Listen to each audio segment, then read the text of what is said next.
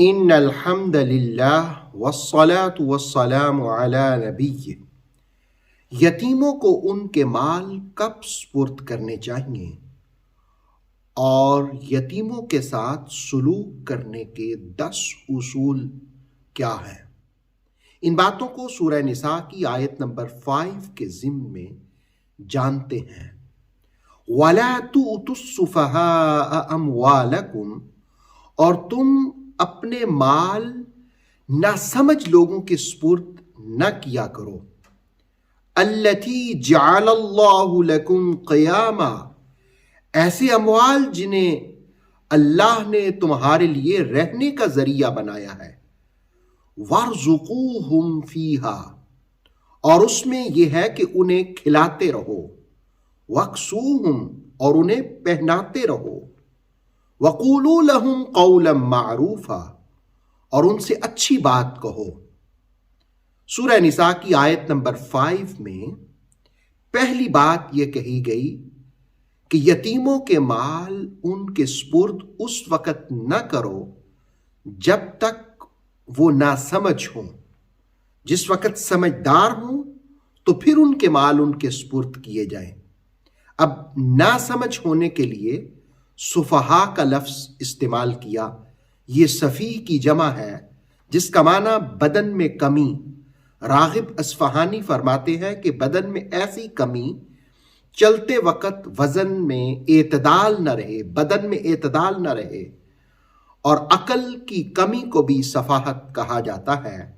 امام رازی کے مطابق جس کی عقل نہ ہو کہ وہ اپنے مال کی ٹھیک طرح سے حفاظت کر سکے، اسے سفیہ کہا جاتا ہے۔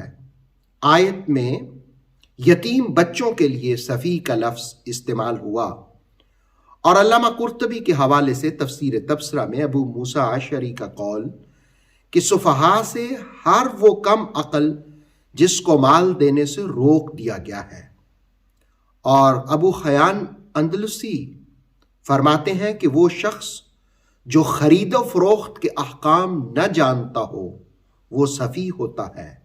حضرت عمر فرماتے ہیں کہ جو ہمارا دین نہ جانتا ہو وہ ہمارے بازاروں میں تجارت نہ کرے۔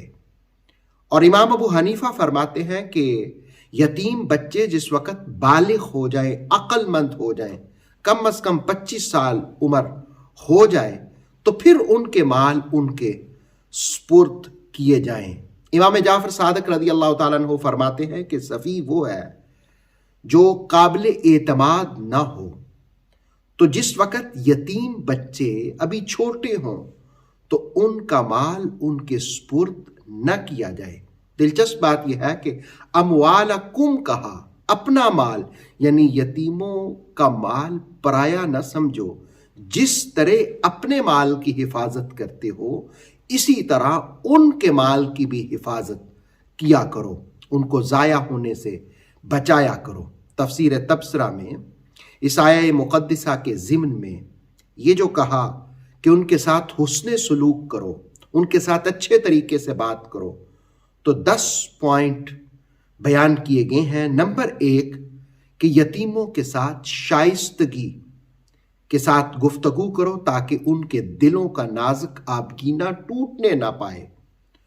اور نمبر 2 ان کو نفسیاتی کمیوں سے بچانے کے لیے باوقار ماحول فراہم کیا جائے۔ نمبر 3 صلہ رحمی کرتے ہوئے ان کے ساتھ ان کو یقین دلایا جائے کہ ان کا مال محفوظ ہے۔ اگر تجارت میں ان کا سرمایہ لگایا گیا ہے تو انہیں اچھا پروفٹ ملے گا اور ان کا سرمایہ بھی محفوظ رہے گا۔ اور نمبر 4 یتیم بچوں کی تعلیم و تربیت کا اچھا بندوبست کیا جائے۔ نمبر 5 کچھ مال ان کے سپرد کر کے ان کو سمجھایا جائے، ان کے اندر سوچ پیدا کیا جائے کہ اس کو ضائع نہیں کرنا۔ اور نمبر 6 ان کو جھڑکنے سے پرہیز کیا جائے۔ نمبر 7 اقتصادی رویوں میں تربیت کا بندوبست کیا جائے۔ اور نمبر 8 ان کی دینی رویے کی تعمیر بھی کی جائے۔ اور نمبر 9 انہیں ان مواقع سے بچایا جائے جہاں احساس کمتری جنم لیتی ہے۔